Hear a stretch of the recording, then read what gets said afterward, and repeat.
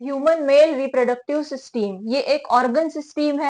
Organ system का मतलब क्या होता है? ऑर्गन सिस्टम का मतलब होता है जब more than one organ single function के लिए परफॉर्म करते हैं तो हम उसको ऑर्गन सिस्टम बोलते हैं। लास्ट वीडियो में हमने ऑर्गन सिस्टम के बारे में जब शुरू किया था तब हमने रिप्रोडक्टिव सिस्टम के बारे में बात की थी। आज हम बात करेंगे ह्यूमन मेल रिप्रोडक्टिव सिस्टम के बारे में। ह्यूमन मेल रिप्रोडक्टिव सिस्टम को हम दो पार्ट में डिवाइड करते हैं। एक पार्ट होगा प्राइमरी सेक्स ऑर्गन्स का, दूसरा पार्ट होगा सेकेंडरी सेक्स ऑर्गन का। प्राइमरी सेक्स ऑर्गन में इन केस ऑफ मेल ये होता है पेयर ऑफ टेस्टीज, दो टेस्टीज होते हैं। ओके, अब इसको हम प्राइमरी सेक्स ऑर्गन क्यों बोलते हैं? प्राइमरी सेक्स ऑर्गन हम इसको इसलिए बोलते हैं क्योंकि इसका काम होता है गैमेट्स प्रोड्यूस करना। दैट मीन्स ह्यूमन मेल है तो ये स्पर्मेटोजेनेसिस करेगा और प्राइमरी सेक्स ऑर्गन का काम होता है गैमेट प्रोडक्शन के साथ साथ सेक्स हार्मोन्स का प्रोडक्शन। अगर हम ह्यूमन मेल की बात कर रहे हैं तो इनमें जो अगर हम ह्यूमन मेल की बात कर रहे हैं तो यहाँ पे मेल की केस में जो सेक्स हार्मोन होता है उसको हम बोलते हैं टेस्टोस्टेरॉन। तो प्राइमरी सेक्स ऑर्गन का काम होता है एक मेन प्राइमरी सेक्स ऑर्गन हम इसको इसीलिए बोलते हैं क्योंकि ये मेन ऑर्गन होता है which is involve in gamete production. अगर हम मेल की बात कर रहे हैं तो स्पर्मेटोजेनेसिस और production of sex hormones. In case of male it is testosterone. तो अगर हम ह्यूमन मेल रिप्रोडक्टिव सिस्टम की बात करें तो यहाँ पे प्राइमरी सेक्स ऑर्गन्स होंगे पेयर ऑफ टेस्टीज।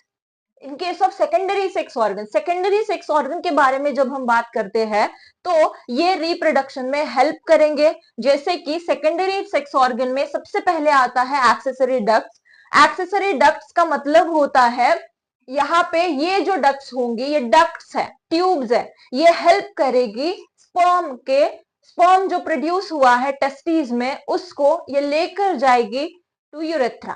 स्पर्म के ट्रांसपोर्टेशन में हेल्प करती है एक्सेसरी डक्ट्स। एक्सेसरी डक्ट्स में सबसे पहला एक्सेसरी डक्ट होता है रेटेटेस्टिस।